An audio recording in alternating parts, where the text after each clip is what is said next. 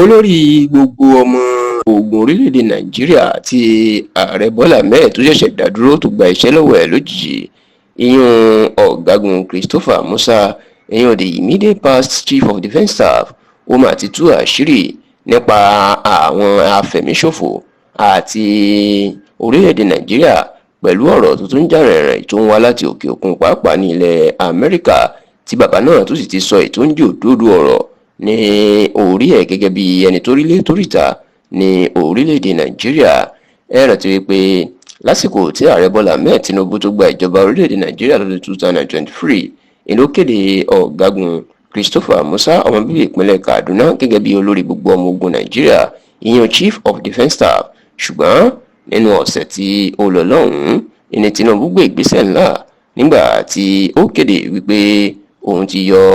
ọ̀gágun christopher musa ní ipò olórí gbogbo ọmọ ogun nàìjíríà, èyí tó túmọ̀ sí pé bàbá náà yóò fẹ̀yìntì tipátipá tó sì jẹ́ pé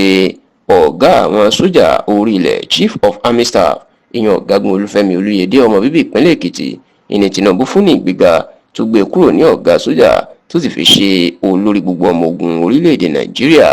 ṣá o nínú ọ̀sẹ̀ tí ó kọjá yìí ó ní ọ̀gágun christopher musa ni wọ́n ṣe ayẹyẹ ìdágbére fún nídìí iṣẹ́ ológun nítorí pé ó ti ń fẹ̀yìntì pátápátá. ṣùgbọ́n tí bàbá náà tó kò sálẹ̀ má tú àṣírí lórí ọ̀rọ̀ ètò ààbò nàìjíríà. ẹ rántí pé lọ́sẹ̀ tó kọjá ní ààrẹ donald trump ló kéde orílẹ̀-èdè nàìjíríà gẹ́gẹ́ bí orílẹ̀-èdè tó léwu fún àwọn kìrìsìtẹ́nì láti máa gbé nítorí tó ní wọ́n ń pa àwọn kìrìsìtẹ́nì nípakúpa ń bẹ̀. bẹ́ẹ̀ ẹni donald trump ló tún jẹ́ kó di mímọ̀ wípé ìṣọwọ́ tí wọ́n fi ń pa àwọn kìrìsìtẹ́nì ó ju tàwọn ẹlẹ́sìn míì lọ àti pé àwọn gbọ́dọ̀ mójútó ọ̀rọ̀ nàìjíríà lásìkò yìí. ẹ sì rántí pé síwájú ọ̀rọ̀ donald trump ọ̀rọ̀ tí ń jà rẹ̀ táwọn aṣòfin kan ní ilẹ̀ amẹ́ríkà tó ti sọ̀rọ̀ ẹ̀ tẹ́lẹ̀, ṣùgbọ́n nígbà tó ń ṣe ìfọ̀rọ̀wérọ̀ pẹ̀lú tẹlifíṣàn Al Jazeera tó jẹ́ ọ̀kan lára àwọn ilé-iṣẹ́ ìròyìn àwọn òyìnbó lókè òkun, ọ̀gágun christopher musa jẹ́ kó di mọ̀ pé òun rí ọ̀nà lórí ètò ààbò nàìjíríà. ó ní kò sí nǹkan tó jọ pé àwọn kìrìsìtẹ́nì nìkan náà ń pa, ó ní bá ṣe ń pa mùsùlùmí náà ń pa kìrìsìtẹ́nì. kódà ó jẹ́ kó di mọ̀ pé ṣe bí àwọn aṣojú àwọn amẹ́ríkà àwọn òyìnbó àti àwọn àjọ aláàánú àgbáyé èyí non-governmental organization NGOs bíi Amnesty International, United Nations representatives àti bẹ́ẹ̀ bẹ́ẹ̀ lọ oníṣẹ́ báwọn náà ṣiṣẹ́ pẹ̀lú àwọn ní ológun. wọ́n ní ojú ogun náà tó ń ṣẹlẹ̀. wọ́n ní báwọn eléyìí bí wọ́n máa ń fẹ̀sùn kan nàìjíríà pé wọ́n ń dáàbò bo àwọn tó ń pa àwọn kìrìsìtẹ́nì, wọ́n la jẹ́ pé wọ́n ń fẹ̀sùn kan gbogbo àwọn táwọn dárúkọ ẹ̀ náà tó jóyìnbó pé àwọn náà mọ̀ sí ni. ọ̀gágun christopher musa ní àṣírí tó wà níbẹ̀ ni pé